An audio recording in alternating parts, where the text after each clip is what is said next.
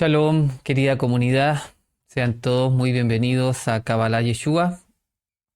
Dice Yeshua, porque a ustedes les es dado conocer los secretos del reino de los cielos.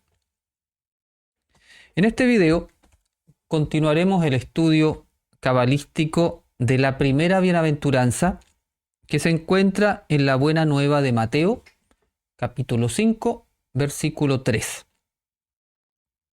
En dicho texto leemos: Felices los pobres de espíritu, porque de ellos es el reino de los cielos.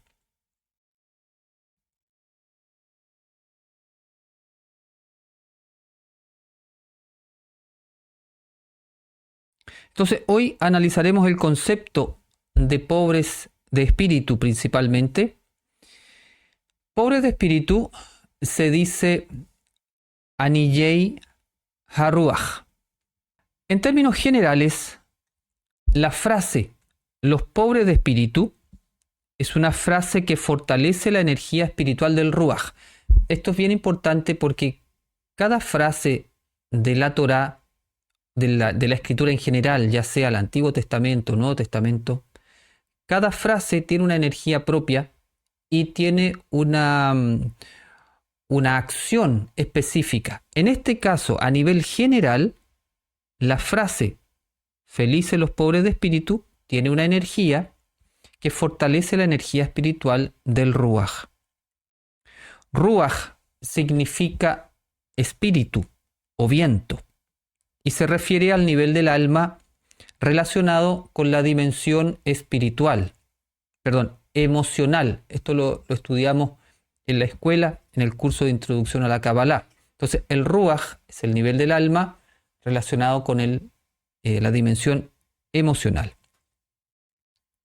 Para absorber la energía espiritual de esta frase y fortalecer el Ruach, se puede meditar la frase escrita con letras hebreas, como la vimos ahí. Entonces, uno medita la frase, mira las letras hebreas, conecta con la idea general de la frase y va haciendo las reflexiones personales con respecto a las ideas de la frase.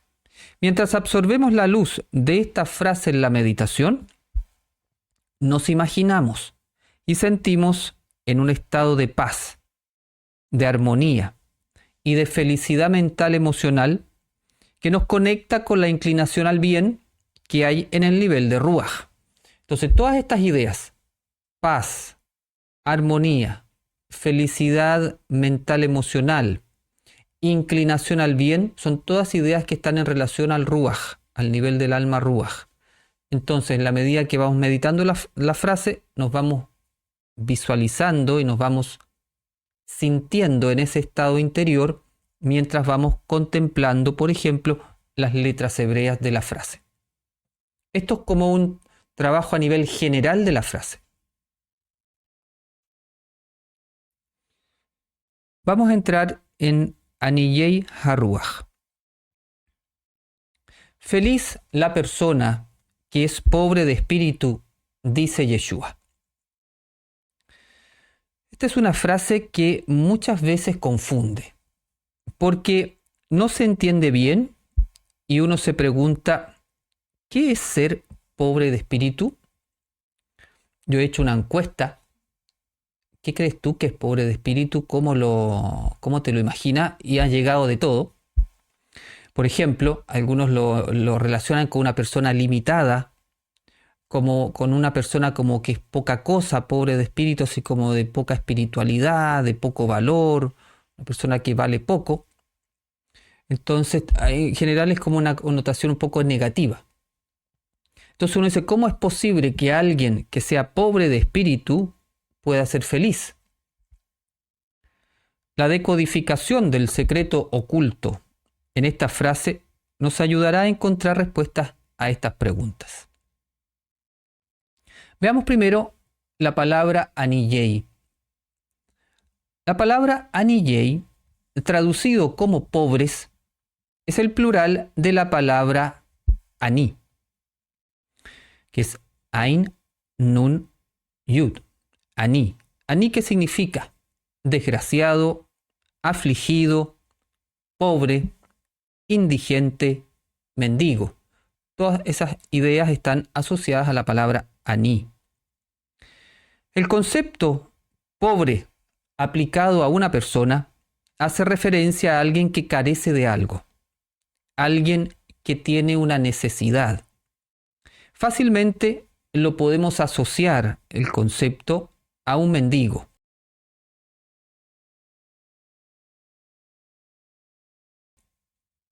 Una persona entonces que carece de lo que necesita para vivir dignamente. Se asocia entonces con esta idea.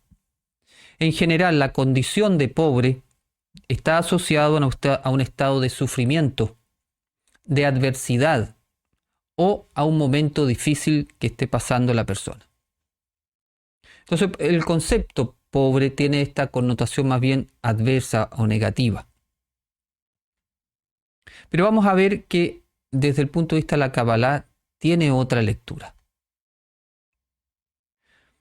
El estado de necesidad y carencia impulsa al pobre ¿a qué? La persona que tiene una necesidad o carencia es impulsada a pedir aquello que le falta. Aquí hay una idea muy importante en relación al concepto pobre. El estado de necesidad o carencia impulsa al pobre a pedir aquello que le falta.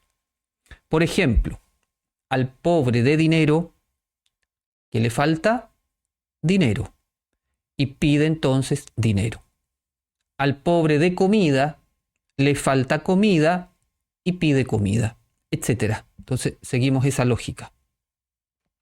Si aplicamos esta misma idea al camino espiritual, preguntamos, ¿qué le falta entonces al pobre de espíritu? ¿Al pobre de Ruach? ¿Qué le falta? La respuesta obvia es que al pobre de espíritu le falta espíritu. Es decir, al pobre de espíritu tiene una carencia en su Ruach. Y esa carencia impulsa al pobre de espíritu a pedir al Padre del Cielo que le dé la energía espiritual que satisfaga su carencia, que satisfaga su hambre espiritual. Entonces, el pobre de espíritu, dado que tiene esa necesidad espiritual, pide al Padre que satisfaga esa carencia. Es decir, el pobre de espíritu anhela energía espiritual que alimente su Ruach. Esa energía espiritual que llena su Ruach, que es el Espíritu Divino, el Ruach HaKodesh. Y el pobre de espíritu, desde su necesidad, clama intensamente al Padre por esa energía que necesita para vivir espiritualmente. Esta idea está muy bien reflejada en el Salmo 42, que dice: como el ciervo brama por las corrientes de las aguas, así clama por ti, Elohim, mi alma. Mi alma tiene sed de Elohim, del Elohim vivo. Es decir, hay una necesidad vital de energía espiritual y la persona que está en ese estado de carencia de espíritu clama desde su interior lo más profundamente al Padre por esa energía. Entonces aquí tenemos una primera idea asociada a pobre de espíritu, aquel que tiene una carencia en su Ruach y clama al Padre para que lo llene.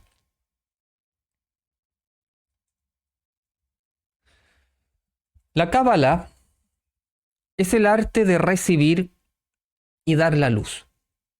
Entonces siempre esta idea central en la Kabbalah.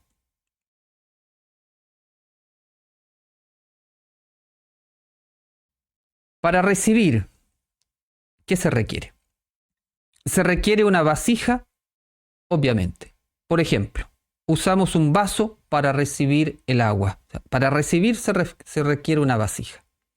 Místicamente hablando, la vasija simboliza la conciencia de la persona. La vasija está hecha para recibir. Y para recibir y cumplir su función, la vasija no puede estar llena, porque si está llena, ya no puede recibir más. Este concepto es central. La vasija entonces fue hecha para recibir. Y si quiere cumplir su misión como vasija, no puede estar llena. Debe vaciarse. Si está llena, esa vasija entonces ya no puede recibir más. De modo que la vasija, después de llenarse, debe vaciarse para volver a llenarse otra vez y así cumplir la función para lo cual fue creada. En el trabajo espiritual, mientras más la vasija comparte la luz que recibe, más se agranda y por lo tanto más luz puede recibir. ¿Para qué? Para seguir dando. Esto es lo que se llama aumentar el nivel de conciencia. ¿Cómo aumentamos el nivel de conciencia entonces? Recibiendo la luz y dándola. Esta metáfora de la luz y la vasija es muy importante para entender el entrenamiento espiritual que se realiza en la Kabbalah. Es decir, el entrenamiento de la Kabbalah es uno mediante el cual se aumenta el nivel de conciencia a través del recibir la luz y darla al prójimo. Inmediatamente que recibimos, inmediatamente damos. En cuanto estamos conscientes que estamos recibiendo una bendición, inmediatamente estamos pensando cómo podemos compartirla con el prójimo. Es como si esa luz que ingresa no quedara en nosotros, sino que pasara a través de nosotros. Cada vez que recibimos luz y la damos a los demás, estamos disolviendo energías densas de egoísmo. Estamos revelando luz del alma. Estamos elevando nuestro nivel de conciencia hacia Mashiach.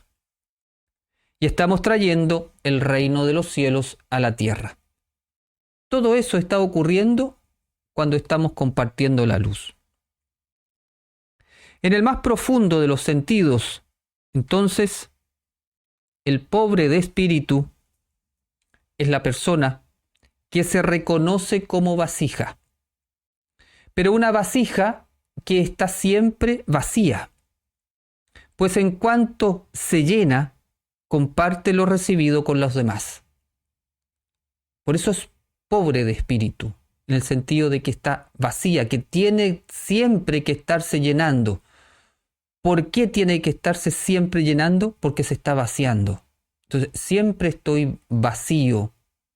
Y al estar vacío, puedo recibir. E inmediatamente que recibo, doy. Permanezco en ese estado de vacío. En ese sentido, la vasija vacía representa al pobre que no tiene. Pero paradojalmente, y aquí está la maravilla de esta enseñanza cabalística, paradojalmente, en el momento en que la persona se reconoce pobre, lo recibe todo y es llenada nuevamente con la luz de Elohim. Si la vasija no compartiera, ¿qué ocurriría? Estaría llena y no podría seguir recibiendo. De ese modo, dejaría de ser lo que es esencialmente un contenedor de luz. Lo contrario al pobre de espíritu es el código del rico de espíritu. El rico no se refiere solo al que tiene riqueza material, sino que en el código cabalístico, rico hace referencia al que pone su confianza en lo material, al que codicia la riqueza material, al que fundamenta su vida en los bienes materiales y también en los éxitos del mundo. El rico simboliza a la persona que en su corazón no siente la necesidad de Elohim. Siente que todo lo que tiene Él se lo ha dado a sí mismo. Es una persona que no es consciente que todo lo que ha podido lograr en la vida es porque Dios, Elohim, el Padre, le ha dado. Le ha dado la vida, le ha dado la energía para trabajar, le ha dado los dones, le ha dado las oportunidades, le ha puesto las ideas en su mente, las inspiraciones, le ha puesto contactos, personas, amigos, etc. Todo se lo ha dado Elohim, y es cierto que la persona hace uso de todo eso, hace su parte y logra su riqueza. En su sentido místico más profundo, el pobre de espíritu representa perfectamente el ideal de vida de los cabalistas, los cuales buscan permanentemente vaciarse de la luz recibida de Elohim para seguir recibiéndola, ampliando de ese modo la vasija de su conciencia y su estado interior de felicidad. Por eso entonces, de aquí surge el Ashrei, el felicidad, la persona que experimenta esto en su vida, de estar recibiendo y dando permanentemente, entra en un estado de felicidad, de bienaventuranza. Dice la sabiduría: el que está lleno teme, y el que está vacío es libre. ¿Cómo interpretamos esta frase? Significa que el egoísta, que recibe solo para retener para sí, y no entiende que la luz está dada para compartirla con los demás, teme perder lo que tiene. Y eso lo infla de egoísmo, lo llena de temor, de preocupación, de angustia. No vaya a ser que pierda lo que tenga. De desconfianza. No vaya a ser que me roben lo que tengo. De avaricia. No vaya a ser que comparta y se me acaba. En cambio, el que está siempre vacío, porque cada vez que recibe algo, lo comparte con los demás, dinero, conocimiento, alimento, etc. Ese que vive de esa forma no tiene miedo, porque tiene la experiencia de que cada vez que se vacía, el Padre lo vuelve a llenar. Y por eso está libre de miedo y vive feliz en su, entre comillas, pobreza.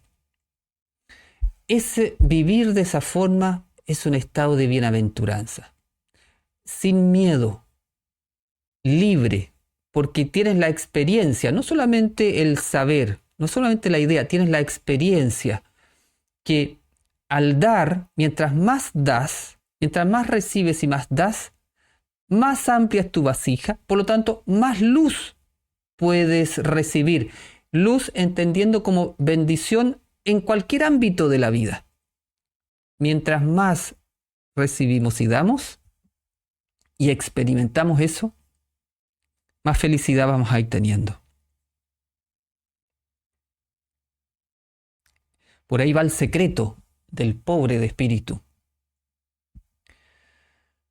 Es interesante destacar que los cabalistas principales del tiempo de Yeshua eran los esenios de Qumran. Los esenios de Qumran eran principalmente sacerdotes y levitas, que se separaron del templo de Jerusalén debido a la corrupción que había ahí.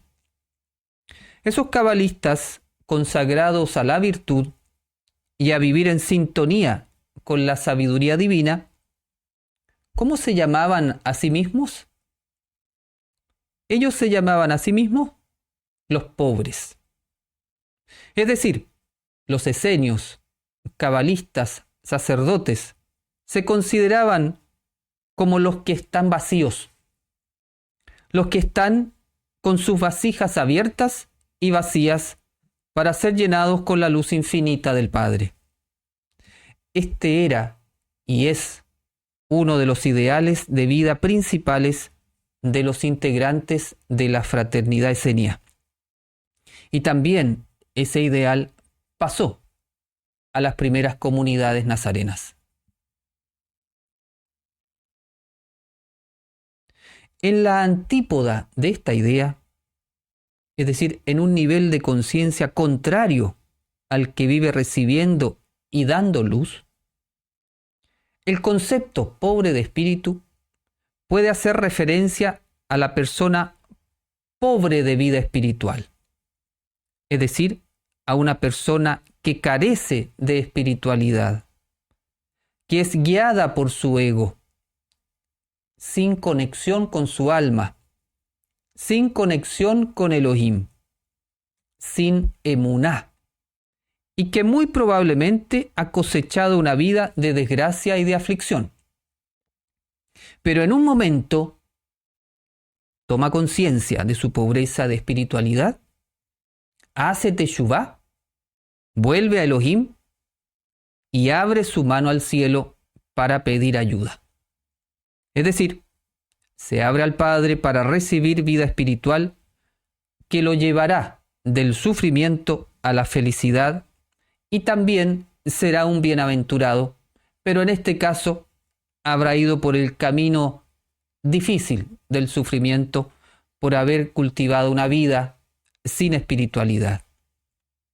Pero esa vida sin espiritualidad que lo lleva al sufrimiento, en algún momento lo hace despertar y hace teshuvá y se abre a recibir la luz, y ahí empieza ya con esta dinámica del recibir y dar.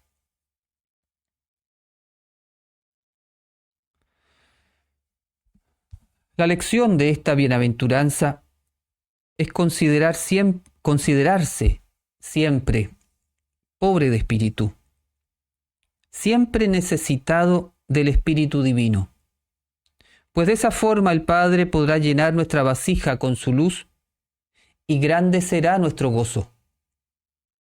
Pero si nos sentimos llenos de espiritualidad, ricos, sin necesidad, entonces cerraremos nuestra vasija. Dejaremos de cultivar nuestra conexión con Elohim y la luz infinita no podrá entrar en nosotros, sumiéndonos cada vez más en la infelicidad y el sufrimiento. La bendición siempre está cayendo, pero nosotros tenemos la libertad de cerrar la compuerta a la bendición. El pobre de espíritu siempre necesita ser llenado, porque recibe, da, se vacía y se llena.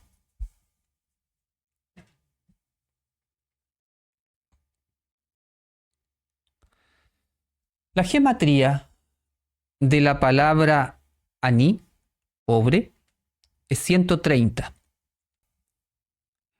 130 que está dado por 70 de Ain, 50 de Nun y 10 de Yud. 130 es el valor de la multiplicación de 26 por 5. 26 corresponde al valor gemátrico del nombre sagrado del Padre, Yud He Vav He. Y 5 corresponde a los 5 niveles del alma, Nefesh, Ruach, Neshama, Haya y Yehida. De modo que pobre es un código que representa a la persona que está llena de la energía divina en sus 5 niveles del alma, es decir, una persona llena de la esencia de Jehová Elohim en todo su ser. Si permutamos la palabra aní, pobre, nos da la palabra ain, que significa ojo, vista, mirada, las mismas letras de Ani, las cambiamos de posición y nos da Ain, ojo. Gracias a este tziruf, que es esta permutación de letras, se revela una relación directa entre el estado de pobre, el ojo y el ver. Por eso dice la sabiduría, el pobre ve. ¿Qué significa esto? En una interpretación cabalística, el ojo al que se hace referencia es el ojo del alma, u ojo espiritual. Este ojo se caracteriza porque puede ver lo que los ojos físicos no pueden ver. Es decir, que a la persona que cultiva la pobreza de espíritu, se le abre el ojo del alma como consecuencia de recibir la luz y vaciarse permanentemente. Este estado, esta forma de vida de estar recibiendo luz y compartiéndola, en algún momento va a traer como consecuencia en la persona la activación de su ojo del alma, porque el pobre ve. Por lo tanto, el que quiera abrir el tercer ojo y ver las energías sutiles, debe hacerse pobre de espíritu.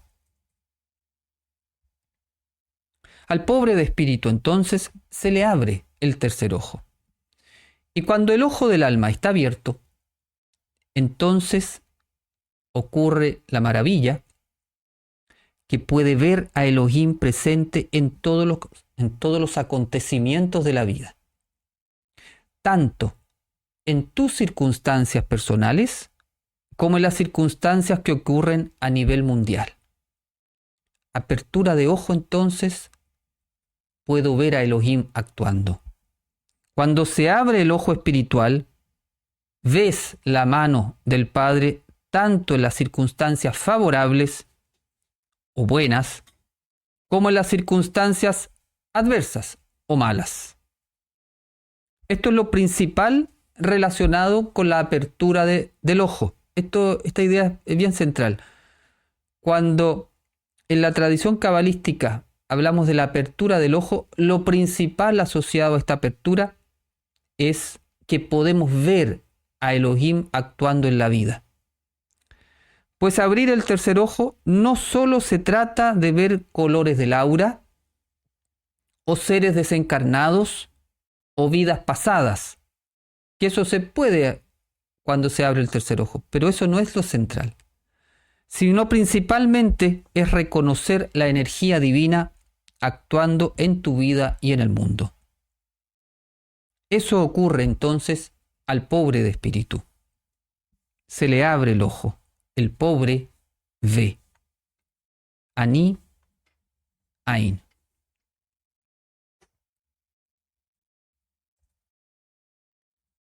Dice la primera bienaventuranza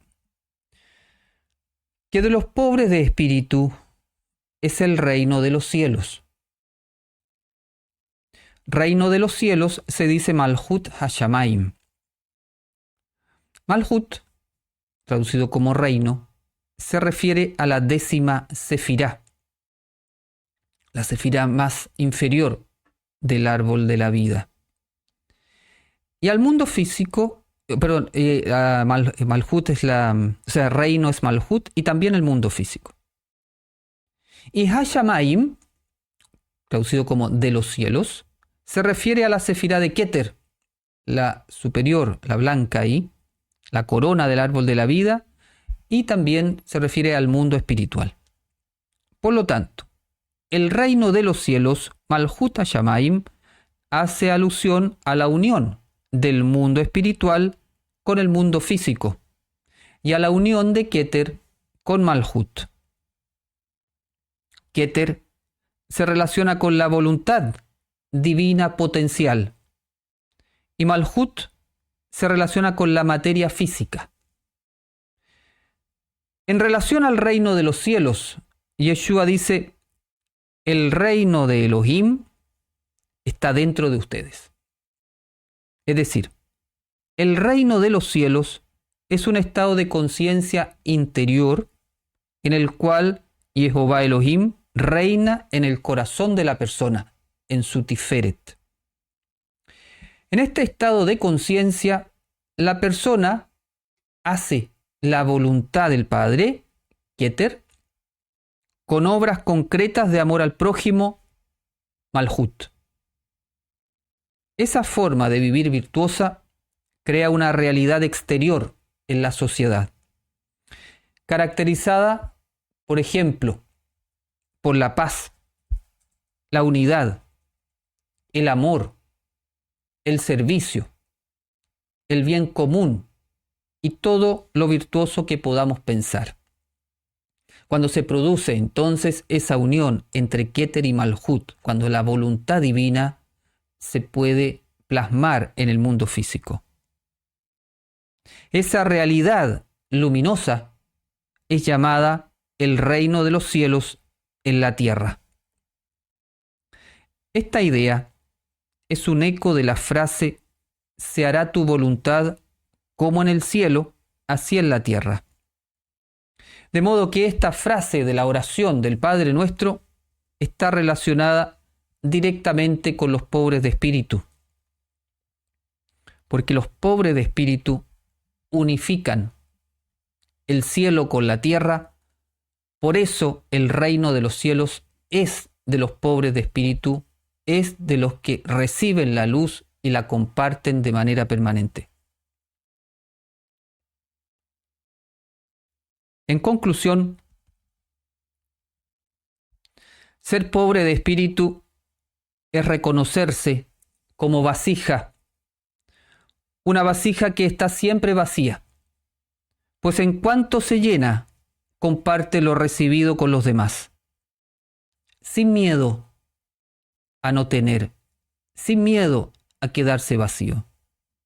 Y en cuanto se vacía, es llenada por la luz infinita del Padre, que es el dador eterno. Esta dinámica de llenado y vaciado permanente, de recibir y dar, introduce al pobre de espíritu en el reino de los cielos, que es un estado de conciencia ampliado. En ese estado de conciencia elevado, Elohim reina en el corazón del pobre de espíritu, de modo que su vasija se expande cada vez más y en consecuencia puede recibir cada vez más luz y puede dar cada vez más luz. Que el reino de los cielos sea de los pobres de espíritu significa que toda la plenitud que Elohim creó para la persona está viviendo esa plenitud en este mundo físico, consecuencia de llenarse permanentemente de la luz infinita para darla a los demás. El reino de los cielos no es algo que solamente vamos a vivir en algún día futuro, en otra dimensión, sino que es algo que podemos y debemos, como nazarenos, vivir hoy en día en este mundo. Todos los discípulos de Yeshua deberíamos estar viviendo en el reino de los cielos que está dentro nuestro. Todos los aprendices de Kabbalah, de este arte de recibir la luz y darla, deberíamos estar viviendo en el reino de los cielos. Ser pobre de espíritu es parte de la declaración de principios del Maestro. La misión de los discípulos de Yeshua es traer el reino de los cielos a la tierra ahora. Por eso esta idea fundamental está en la oración del Mashiach. Venga a nosotros tu reino, o vendrá tu reino. Esta frase de la oración del Padre Nuestro es una declaración activa de nuestro compromiso de vivir en esta conciencia, para que el orden divino se establezca en la tierra. Meditando en esta bienaventuranza, reflexionando en ella y haciendo la corrección del alma para transformarnos en pobres de espíritu, sintiéndonos necesitados de la energía divina y abriéndonos al Padre para recibir su luz que alimenta nuestro ruaj, entramos al reino de los cielos para traerlo al mundo con nuestras obras. Las obras se relacionan con el corazón. Y el corazón se relaciona con Tiferet. Saber vaciarse es una virtud de Tiferet. Y no saber vaciarse es su clipá. Es decir, el que se mantiene lleno porque no se vacía, envuelve su sefirá de Tiferet con energías densas. En esta condición, Elohim no puede reinar en el corazón de la persona. Para ser pobres de espíritu, tenemos que reconocer y experimentar que todo lo hemos recibido y que nada es nuestro. Nada es nuestro. Y eso es así. Nada es nuestro. Nada nos vamos a llevar. Tener la conciencia de que todo lo hemos recibido de Dios, de Elohim, del Padre, que todo lo que tenemos lo hemos recibido de lo alto, del Padre Dador universal, la vida, los bienes, los hijos, el conocimiento, etc. Nada es nuestro, todo ha sido dado. Tener conciencia de que nada de esto nos pertenece. Nada pertenece a nuestro yo. Decir, esto es mío, es una ilusión, es un engaño del Satán, que lleva a la persona al egoísmo, al apego, a la codicia y al orgullo. Reconocer que todo viene del Padre Eterno y que la única función del yo es vaciarse en forma permanente, es un nivel de humildad muy grande y que otorga mucho mérito espiritual a la persona que así vive. Cuando se llega a este punto, se logra una gran felicidad en el corazón. Es la bienaventuranza del pobre de espíritu, la vasija vacía, que ha entrado en el reino de los cielos para ser llenada eternamente. Que nuestro entrenamiento constante de reparación del alma nos permita gozar de este estado bienaventurado, para ayudar así a la reparación del mundo. Que así sea. Amén.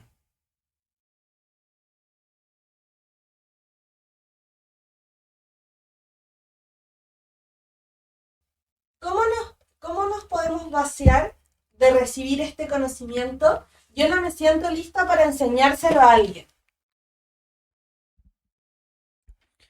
A lo mejor no estás lista para abrir una escuela de Kabbalah y tener un grupo de alumnos y algo así muy formal.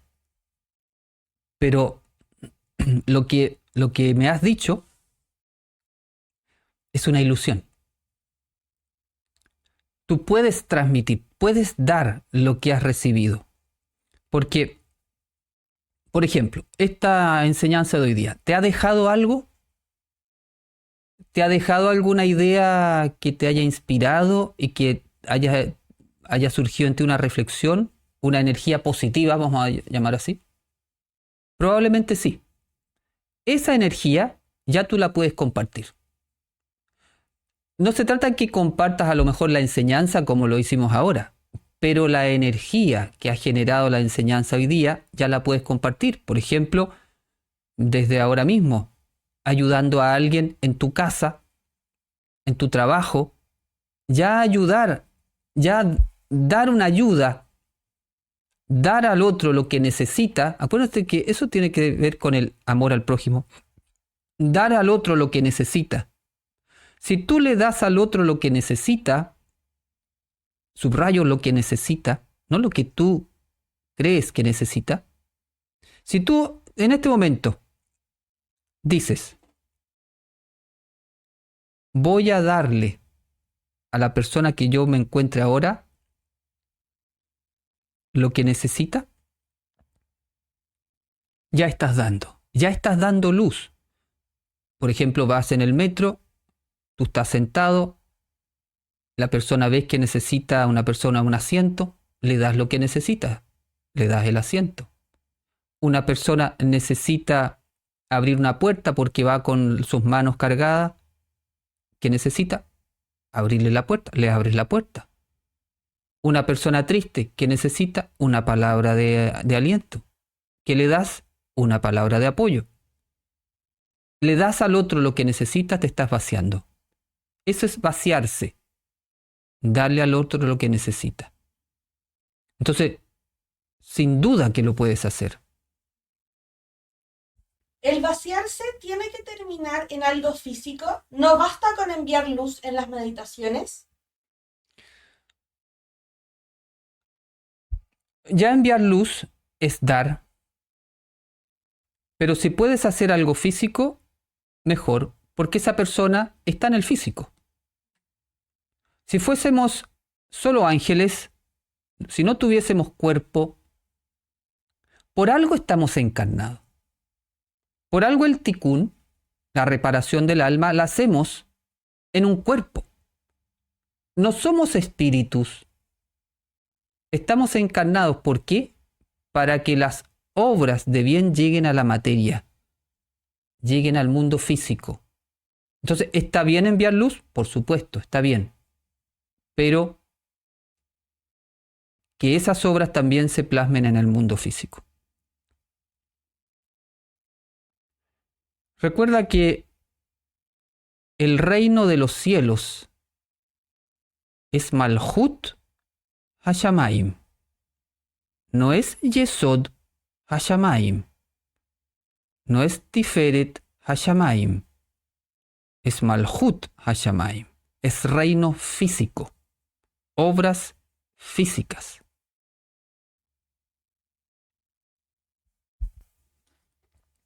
¿Sería correcto vaciar nuestra luz, nuestra vasija, a través de alguien que está lleno de energías densas y egoístas?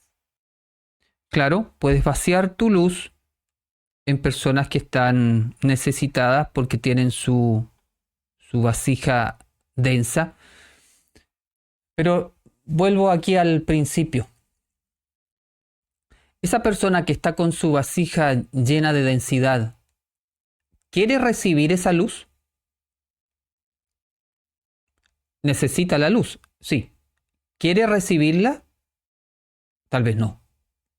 Entonces, es importante cuando uno va a dar que dé a la persona que necesita y que la persona a la cual tú vas a dar esté abierta a esa luz que tú vas a dar. No hay que dar las perlas a los cerdos.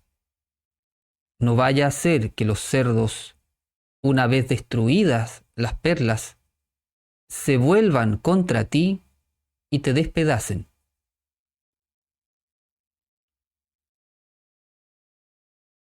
Esta ley de dar para recibir y recibir para dar, ¿la podemos utilizar a nuestro favor? En el sentido de que si me falta dinero, doy dinero para recibir más. Sí, exactamente. Una muy buena aplicación de esta ley es que si uno tiene una necesidad, da de aquello que necesita. Entonces el ejemplo que pone está correcto. Necesito dinero, entonces doy dinero al otro. Y uno dice, pero ¿cómo voy a dar dinero si me falta dinero? Bueno, da lo que pueda. Y al ser generoso en el dinero, va a tener un mérito en ese aspecto de la realidad material y va a venir a ti la bendición de dinero. Lo que propones ahí es justamente uno de los fundamentos de del diezmo o del donar, de estar ayudando con tu dinero, porque estás saneando el flujo de dinero.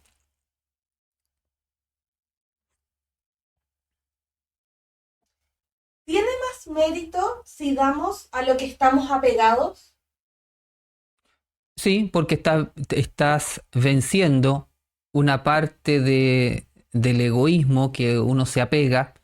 Entonces, claro, si uno logra dar de aquello que está muy apegado, tiene como un mérito mayor, porque has tenido que vencer a tu ego en ese aspecto. Hay un tikkun, una reparación del alma importante para poder dar de aquello que tú estás muy apegado. Entonces hay un gran mérito. Siempre en el dar, en general, hay un gran mérito. Pero siempre recuerden, porque como el alma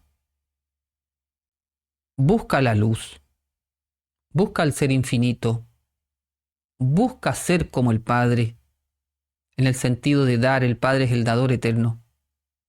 El alma también tiene una tendencia a dar y eso es muy bueno. Pero recuerden siempre que el dar tiene sus leyes, tiene sus principios.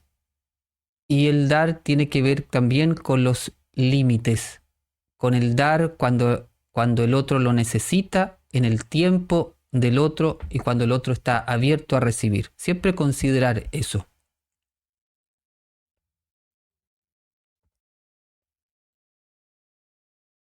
A mí me cuesta la idea de pedirle algo al Padre, ya que siento que Él me debería dar lo que a mí me falta cuando a mí me falta. ¿Es correcto pedirle cosas? Claro que es correcto. Es correcto pedirle cosas a Él. Él es el dador eterno. Él ya te está dando lo que tú necesitas. Lo que pasa es que al pedir ocurre en tu conciencia un proceso de apertura de vasija. El hecho de pedir no es porque el Padre ahí te lo va a empezar a dar. Porque lo que tú necesitas ya está para ti. El Padre ya te lo está dando. Pero el hecho de pedir, de sentirte pobre, en el sentido de una vasija abierta a recibir, dispone tu conciencia mejor a la recepción de esa bendición. Por eso Yeshua decía, pidan y se les dará. Entonces, sí está correcto pedir. Pedir con emuná, en el sentido de pedir sabiendo que el Padre, por eso le decimos Padre, Av, porque es el dador eterno, que el Padre es justamente la fuente eterna de la bendición. Él nos está dando todo lo que necesitamos, pero nosotros tenemos que disponer la vasija para recibirla. Y mientras más grande sea la vasija, más vamos a poder recibir de esa bendición.